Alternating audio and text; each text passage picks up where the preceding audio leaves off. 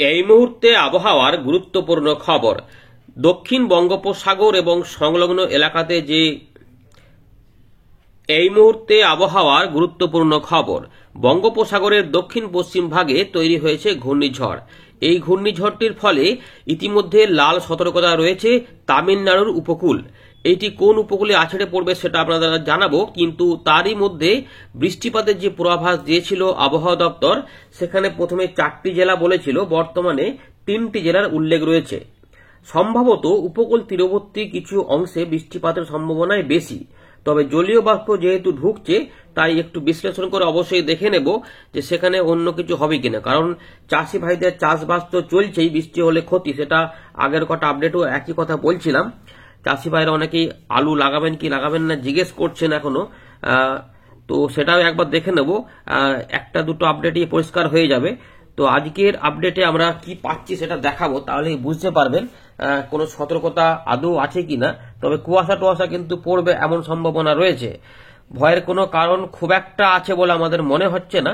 তবুও আপনাদের দেখাবো, একটু দেখবেন ভিডিওটা সম্পূর্ণ হবে, তাহলেই বুঝতে পারবেন। তার আগে একবার দেখে নেবো আমরা আবহাওয়া দপ্তর কি বলছে, তারপর এখান থেকে আবার শুরু করব। একবার সরকারি খবরগুলো দেখে নিই, তারপর আমরা এখানে ফেরত আসছি। আমরা প্রথমে দেখে নিচ্ছি ভারতীয় মৌসুম ভবনের 12 নম্বর বুলেটিন, যেটা 27শে নভেম্বর দুপুর 2টোর সময় প্রকাশ হয়েছে। তো এই খবরে বলা হচ্ছে যে অতি গভীর নিম্নচাপ দক্ষিণ পশ্চিম বঙ্গোপসাগরে অবস্থান করছিল। এই আপডেটটা থেকে যেটা বলা হচ্ছে যে এই আপডেট প্রকাশের 6 ঘন্টা বাদে এটা ঘূর্ণিঝড়ে রূপান্তরিত হওয়ার কথা এখানে উল্লেখ করা রয়েছে। দেখুন, it is likely to continue to move north north westward, অর্থাৎ উত্তর পশ্চিম দিক বরাবর এগিয়ে যাবে এবং এটা ঘনীভূত হবে ঘূর্ণিঝড়ে, সাইক্লোনিক স্টর্মে বলা রয়েছে। তারপর এটা উত্তর পশ্চিম দিক বরাবরই এগোতে থাকবে তামিলনাড়ুর উপকূলের দিকে, ওই শ্রীলঙ্কাকে ছুঁয়ে গিয়ে পরবর্তী দুদিনের মধ্যে, অর্থাৎ 29 তারিখ পর্যন্ত এর গতিপথ থাকবে আর কি। এখানে দেখুন সেই ছকটাতে কিন্তু আবহাওয়া দপ্তর সরকারিভাবে বলছে এর গতিবেগ সর্বাধিক 85 পর্যন্ত থাকতে পারে, যেটা আগের আপডেটেও একই রকমই ছিল, আমাদের দেখিয়েছিলাম যে ঘূর্ণিঝড় হিসাবেই থাকবে 29 তারিখ পর্যন্ত। তো ইতিমধ্যে এই যে 27 তারিখ অর্থাৎ বুধবার 5:30টার সময় এটা ঘূর্ণিঝড়ে পরিণত হওয়ার কথা এখানে উল্লেখ রয়েছে, অর্থাৎ যখন আপনাদের আপডেটটা দেখাচ্ছি তখন এটা এই আপডেট অনুযায়ী ঘূর্ণিঝড়ে পরিণত হয়ে গেছে এবং 60 থেকে 70 কিলোমিটার গতিবেগের মধ্যে থাকার কথা। এবার এটা বৃহস্পতিবার থেকে শক্তি বৃদ্ধি করবে, 65 থেকে 75 কিলোমিটার গতিবেগে পৌঁছে যাবে, বায়ুর ঝাপটা থাকবে 85 কিলোমিটার প্রতি ঘন্টায়। এইটা জানাচ্ছে ভারতীয় মৌসুম ভবন। 29 তারিখে এটা শক্তি আবার ক্ষয় করবে, আবার 75 থেকে নেমে দেখুন 70-এ আসছে। 30 তারিখে আরো এক ধাপ নেমে ঘূর্ণিঝড় থেকে আরো এক ধাপ নেমে অতি গভীর নিম্নচাপে পরিণত হবে, অর্থাৎ দেখুন এখানে যেটা এই জায়গাটা একদম প্রথমে যেটা ছিল সেখানে আবার শক্তি ক্ষয় করবে, ধীরে ধীরে আরো শক্তি ক্ষয় হবে। এর প্রভাবে কি হবে না হবে আমরা দেখব, কিন্তু আবহাওয়া দপ্তর এখনো এখানে কিন্তু বলছে না যে কোথায় এটা আছড়ে পড়বে। এটার উপর কিন্তু নজরদারি আবহাওয়া দপ্তর চালাচ্ছে। বৃষ্টিপাতের যে সতর্কতা, এর ফলে মেন যে বৃষ্টিপাত ঝড় হবে সেগুলো কিন্তু সবই ওই তামিলনাড়ু, পুদুচেরি এবং অন্ধ্রপ্রদেশ উপকূল, রায়লসীমা, কেরালা, এইখানেই ভারী, অতি ভারী, প্রবল বর্ষণ এই সমস্ত থাকবে, যার মধ্যে তামিলনাড়ু এবং পুদুচেরিতে সব থেকে বেশি বৃষ্টিপাত হতে পারে। আর ওই সমস্ত এলাকার মধ্যেই ঝড়ো হাওয়া থাকবে, যেখানে তামিলনাড়ুর দিকে বলা হচ্ছে যে 45 থেকে 55, সর্বাধিক 65 কিলোমিটার গতিবেগে ঝড় হতে পারে। সব ওই 27 তারিখ থেকেই সকাল থেকেই শুরু হয়ে যাওয়ার কথা বলেছে, কিন্তু আস্তে আস্তে ধীরে ধীরে একটু বাড়বে পরের দিকে। 30 তারিখ, এই 27 তারিখ সন্ধ্যেবেলা থেকে, বুধবার সন্ধ্যেবেলা থেকেই এটা 30শে নভেম্বর পর্যন্ত সকালবেলা পর্যন্ত এটা কিন্তু 55 থেকে 65 কিলোমিটার গতিবেগে এটা 75 কিলোমিটার ঝাপটা নিয়ে কিন্তু এখানে ঝড় বইতে থাকবে এবং মৎস্যজীবীদের ওইখানেই সতর্কতা রয়েছে, দক্ষিণ পশ্চিম বঙ্গোপসাগরের ওইখানগুলোতে, আর শ্রীলঙ্কা ওই সমস্ত তামিলনাড়ুগুলোর দিকে। আর এখানে আর কিছু এখানে উল্লেখ নেই, এখানে আমরা একটু দেখে নিচ্ছি। দেখুন ছবি দেখে দিই একটু, এই দেখুন নতুন যে ট্র্যাকটা এসেছে, এতটা পর্যন্ত তো পথ অতিক্রম করে করে এই জায়গা পর্যন্ত পৌঁছে গেছিল। এইভাবে এটা এগোনোর কথা বলছে, এইভাবে এগোবে দিয়ে এটা এইখানে, তার মানে এইখানটাতে কোন জায়গা রয়েছে, পুদুচেরি, তার মানে ওই চেন্নাই থেকে পুদুচেরির মধ্যবর্তী কোনো স্থানে এটা ঢুকে পড়তে পারে, এই জায়গাটা যাওয়ার কথা বলছে, মানে বেঁকে বেঁকে এখানে যাবে। তার মানে এটার অন্যদিকে যাওয়ার কথা বলছে না, এটা সরকারিভাবে কিন্তু আবহাওয়া দপ্তর জানাচ্ছে যে এটা এইখানেই আসবে, অর্থাৎ বাংলা থেকে অনেক দূরে থাকবে। তার মানে আমাদের বাংলাতে বড় প্রভাব মোটেই পড়বে না। খুব জোর ওই হালকা বৃষ্টি হবে, দু এক জায়গায় হয়তো একটুখানি মাঝারি হতে পারে। এবার সেটা কোন এলাকাতে হতে পারে, কলকাতা পর্যন্ত গিয়ে পৌঁছবে নাকি একদম উপকূল তীরবর্তী, সেগুলো আমরা দেখব। প্রথমে দেখে নিই আলিপুর আবহাওয়া দপ্তর কি বলছে, কোন কোন জেলাতে বৃষ্টিপাতের কথা বলেছে। আগে বলেছিল 4টি জেলা, এই আপডেটে কি বলছে দেখে নিন। 27 তারিখ সন্ধ্যেবেলার খবর, বুধবার সন্ধ্যেবেলার খবর, আগামী যে 7 দিন সেখানে কিন্তু কলকাতা হাওড়া সবই শুকনো থাকবে, কোনো বৃষ্টিপাতের খবর বলেনি। হুগলিতেও তাই। এখানে উত্তর 24 পরগনাতে সকাল, দক্ষিণ 24 পরগনাতে দেখুন এখানে কুয়াশা পড়বে। আর এই যে এটা হচ্ছে যে হালকা বৃষ্টিপাত রয়েছে, এটা হচ্ছে 30 তারিখের দিকে। আর দক্ষিণ 24 পরগনাতে 30 এবং 1 তারিখের দিকে হালকা বৃষ্টিপাত হতে পারে। এইটা হচ্ছে 30 তারিখ, 27, 28, 29, 30, 30 তারিখ এবং 1 তারিখে, 1 ডিসেম্বর দুটো। আর পূর্ব মেদিনীপুরও বলা রয়েছে 30 এবং 1 তারিখে হালকা বৃষ্টিপাত হতে পারে। এখন ব্যাপার হচ্ছে যে গোটা জেলা জুড়ে কি বৃষ্টিপাত হবে এই 3টি জেলার, সেটা কিন্তু আমরা যেটা বলছিলাম যে গোটা জেলা জুড়ে সেরকম ভাবে নাও হতে পারে, কিন্তু হালকা ফুলকা বৃষ্টিপাত হয়তো হতে পারে। কিন্তু মেন হচ্ছে যে বৃষ্টিপাতগুলো যদি হয় তো উপকূলবর্তী এলাকাগুলোতেই হতে পারে, মানে উপকূলবর্তী অঞ্চলগুলিতে, যেমন দীঘা, মন্দারমণি, সাগরদ্বীপ, এই যে জায়গাগুলো রয়েছে, সুন্দরবন, এই রকম টাইপের যে জায়গা, হলদিয়া, এই যে কাছাকাছিগুলো। বাকি হয়তো ভেতরের দিকে একটু হালকা ফুলকা হতে পারে, আমরা চেক করে দেখে নেব। আর পশ্চিম মেদিনীপুরের কথা কিন্তু আগের আপডেটে বলেছিল, এখন দেখুন পাল্টে দিয়েছে। সুতরাং আবহাওয়ার আপডেটে যে পরিবর্তন ঘন ঘন হয় সেটা কিন্তু দেখুন এখানেই পরিষ্কার। আগের দিনের আপডেটে বলেছিল পশ্চিম মেদিনীপুরে বৃষ্টিপাত হতে পারে, হালকা বৃষ্টিপাত। এখন পরিবর্তন বলছে যে না, পশ্চিম মেদিনীপুরে বৃষ্টিপাত হবে না। আমরা তাও চেক করে নেব। ঝাড়গ্রাম, পুরুলিয়া এদিকে কোনো বৃষ্টিপাত থাকবে না।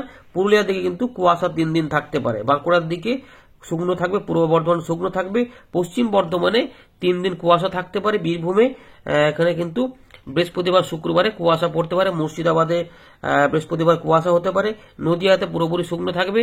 তাপমাত্রায় বড় কোনো পরিবর্তন হচ্ছে না এই মুহূর্তে, তবে দুদিন পর থেকে তাপমাত্রা 2-3 দিন পর থেকে কমবে। এখানে আবার রাইজ বলা 2-3 ডিগ্রি বাড়ার কথা বলা রয়েছে, কিন্তু হিসাব অনুযায়ী তাপমাত্রা পড়ে যাওয়ারই কথা 2-3 দিন বাদ থেকে, উপকূলবর্তী এলাকাগুলি ছাড়া। হতে পারে হয়তো জলীয়বাষ্পের জন্য একটু বাড়তেও পারে, দেখা যাক। সতর্কতা কিছু থাকার কথা নেই। এবার একটু নজর দেব উত্তরবঙ্গের জন্য কি বলা হচ্ছে। উত্তরবঙ্গে কিন্তু মূলত শুকনো আবহাওয়া থাকবে। দার্জিলিং এর দিকে 3 দিন কুয়াশা পড়তে পারে, মূলত শুকনো আবহাওয়া থাকবে। জলপাইগুড়িতে কুয়াশা সকালে পড়তে পারে, তারপর থেকে শুক্রবার থেকে কিন্তু শুকনো আবহাওয়া থাকবে। এদিকে কালিম্পংয়ের দিকে পুরোপুরি শুকনো আবহাওয়া থাকবে। আলিপুরদুয়ারেও পুরোপুরি শুকনো আবহাওয়া থাকবে, কোনো বৃষ্টিপাত নেই। কোচবিহারের দিকেও পুরোপুরি শুকনো থাকবে, কোনো বৃষ্টিপাত নেই। উত্তর দিনাজপুর, দক্ষিণ দিনাজপুরে কুয়াশা পড়তে পারে। উত্তর দিনাজপুরে 3 দিন থাকবে। আর পাশাপাশি দক্ষিণ দিনাজপুরে এখানে শুক্রবারের দিকে কুয়াশা পড়তে পারে। এর পাশাপাশি মালদাতে 3 দিন কুয়াশা পড়তে পারে। এখানে তাপমাত্রাতে বড় কোনো পরিবর্তন নেই, তবে তাপমাত্রা 2 থেকে 3 ডিগ্রি রাইজ লেখা রয়েছে। দেখা যাক ওটা কি হয়। সতর্কতা থাকার কথা নয়, না সতর্কতা কিছু নেই। তো বন্ধুরা, আমরা চলে এলাম উইন্ডির লাইভ স্ক্রিনে। আমরা যেখানে ছিলাম, তো এখান থেকে আমরা শুরু করেছিলাম। আমরা আবহাওয়া দপ্তর আপডেটগুলো দেখে নিলাম। সেখানে যেটা বলা হচ্ছে যে 4টি জেলা প্রথমে বলা হয়েছিল, এখানে 3টি জেলাতে হতে পারে বৃষ্টিপাত। তো এইখান পর্যন্ত এখানে পুদুচেরি কাছাকাছি চলে আসার কথা বলা হচ্ছে। এই জায়গাটাতে এই সিস্টেমটি চলে আসার কথা, যে এই জায়গা চেন্নাই থেকে পুদুচেরি কাছাকাছি, এই যে মাঝে এই জায়গাটাতে ঘূর্ণিঝড়টা চলে আসতে পারে, এবং চলে আসার সময় হয়তো শক্তি ক্ষয় করে দিতে পারে, এরকম ব্যাপার হতে পারে। আপাতত এটি এইভাবে কিন্তু এগোচ্ছে। এবারে এর ফলে এখানে মেঘ দেখা যাচ্ছে প্রচুর পরিমাণে, এবং এই জায়গাতে সতর্কতা, এখানে রেড অ্যালার্ট দেওয়া রয়েছে। এবারে এর জন্য মেঘ কিন্তু আস্তে আস্তে কিছুটা উড়ে যাচ্ছে দিকে ঘুরে ঘুরে। এর ফলে উপকূল তীরবর্তী কিছু অংশে একটু আংশিক মেঘলা ভাব থাকতে পারে। আর মিজোরামের দিকে বৃষ্টিপাতের কথা আগে আমরা দেখেছিলাম যে হতে পারে, চট্টগ্রামের দিকে একটু হতে পারে। নতুন করে আবহাওয়া দপ্তর আর বলেনি ওইদিকে সতর্কতা হিসাবে। আমরা দেখে নিচ্ছি এবারে সিস্টেমগুলো এবং বৃষ্টিপাতগুলো নিয়ে। তো ইতিমধ্যে এই জায়গাতে রয়েছে ECMW মডেলটা আমরা দেখাচ্ছি, দেখুন এইভাবে আস্তে আস্তে এগোবে। আমরা এখানে মেপে দেখাচ্ছি না, কারণ আবহাওয়া দপ্তর ইতিমধ্যে এটাকে ঘূর্ণিঝড়ের আখ্যা দিয়েই দিয়েছে। তো যে ঘূর্ণিঝড়ে পরিণত হবে দেখা যাক শেষ মুহূর্তে, পরের আপডেট আরো পরিষ্কার হয়ে যাবে কি বলছে।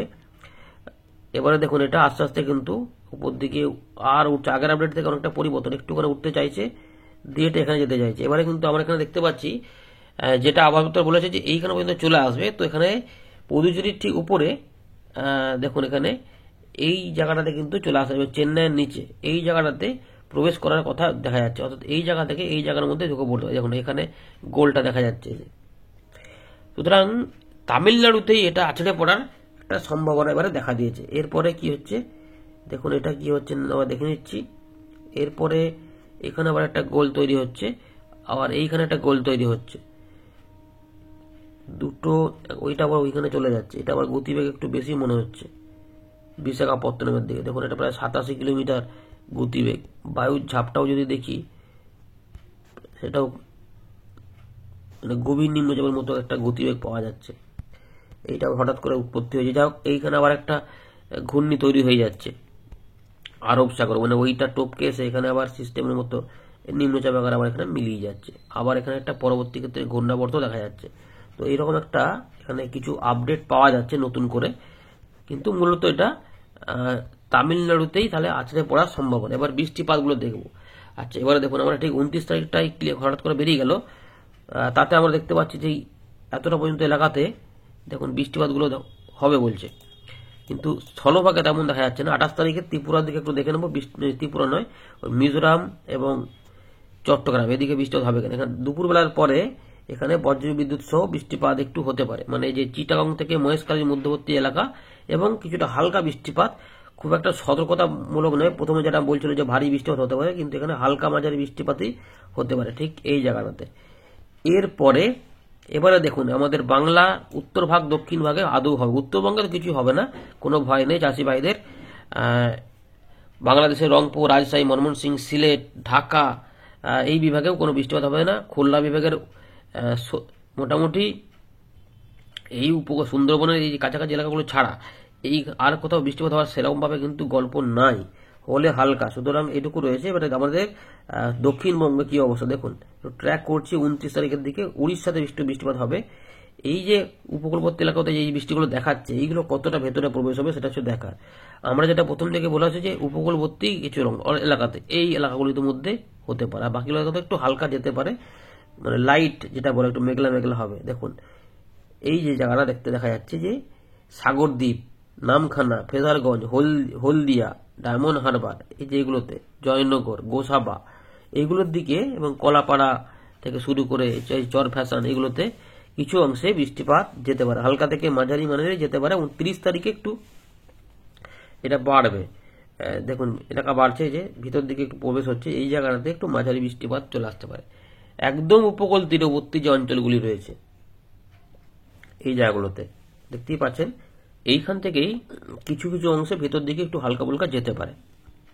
এই মূলত তার মানে একদম উপকূলবর্তী এলাকাগুলিতেই কিন্তু চাষি ভাইদের জন্য ব্যাপারটা রয়েছে আর কি। বাকি দেখুন এই যে পরের দিকে একটু একদম হালকা টাইপের দেখা, যেগুলো সব মিলিমিটারের মধ্যে ধরা চলবে না, মানে 0.1 মিলিমিটার, মানে খুবই হালকা, এতে খুব একটা ক্ষতির ব্যাপার নেই। তবুও আরেকটা আপডেট অবশ্যই দেখবেন, তাহলে আরেকটু পরিষ্কার হবে, কারণ তখন অনেকটা এগিয়ে চলে আসবে। তাই এখানে কোনো পরিবর্তন হবে কিনা, বাকি এই দিকে কিছু হবে বলে মনে হচ্ছে না, কারণ মুর্শিদাবাদ, নদিয়া, বীরভূম, পুরুলিয়া, পূর্ব পশ্চিম বর্ধমান, হুগলির বেশিরভাগ এলাকা, বাঁকুড়া পর্যন্ত বৃষ্টিপাতের, এবং ঝাড়গ্রামের দিকেও প্রায় বৃষ্টিপাত না হওয়ারই মতো। বাকি পশ্চিম মেদিনীপুরে কিছুটা হালকা প্রভাব দেখা গেলেও যেতে পারে, কিন্তু আপাতত সেখানেও কম সম্ভাবনা। যেটা আবহাওয়া বলেছে যে পূর্ব মেদিনীপুর এবং উত্তর দক্ষিণ 24 পরগনা, এবার এই গোটা জেলা জুড়ে কিন্তু মনে হচ্ছে না, যেটা মনে হচ্ছে যে একদম উপকূলবর্তী যে অঞ্চলগুলি রয়েছে সেগুলোই এই উত্তর দক্ষিণ 24 পরগনা এই উপকূলবর্তী অঞ্চল এবং পূর্ব মেদিনীপুর উপকূলবর্তী অঞ্চল, এখানেই হয়তো বৃষ্টিপাত হতে পারে, এবং বাংলাদেশেরও এই উপকূল তীরবর্তী অঞ্চলগুলি, বাকি অংশে আসাম, মেঘালয়, মিজোরাম, মণিপুর, ত্রিপুরা এদিকে কিছু হবে বলে মনে হচ্ছে না এই সময়কালে। উড়িষ্যা থেকে কিছুটা হতে পারে, হালকা মাঝারি, মাঝারি ভারী। এবার দেখুন এই টাকা একটু যাচ্ছে, আবার এটা কতটা কি যায় দেখুন, ভেতর দিকে যাচ্ছে কিনা, একটু মাঝারি ভারী। এই যে 30 তারিখ থেকে 1 তারিখের মধ্যে এইগুলোতেই কিন্তু দেখুন বৃষ্টিগুলো যেতে পারে। আর কিন্তু পরের দিকে আর একটা বৃষ্টিপাত এদিকে হানা দিতে পারে, কিন্তু সেটা এই খেলার মধ্যেই থাকবে, অর্থাৎ ওই 3 থেকে 4টি জেলার মধ্যেই মূলত হালকা বৃষ্টিপাত, তাও ওই উপকূলবর্তী অঞ্চলগুলিতেই মূলত মেন 3টি। এরপরে 2 তারিখ থেকে সম্পূর্ণ পরিষ্কার হয়ে যাবে। এরপরে তাপমাত্রা আস্তে আস্তে আরো নামতে শুরু করবে, ঠান্ডাটা বাড়বে, অনুভূতিটা বাড়বে, কারণ তখন আর কোনো রকমের বাধা থাকবে না। এই আপাতত কিন্তু ব্যাপারটা রয়েছে, আমরা যেটুকু বুঝতে পারছি সেটা আমাদের দেখিয়ে দিলাম।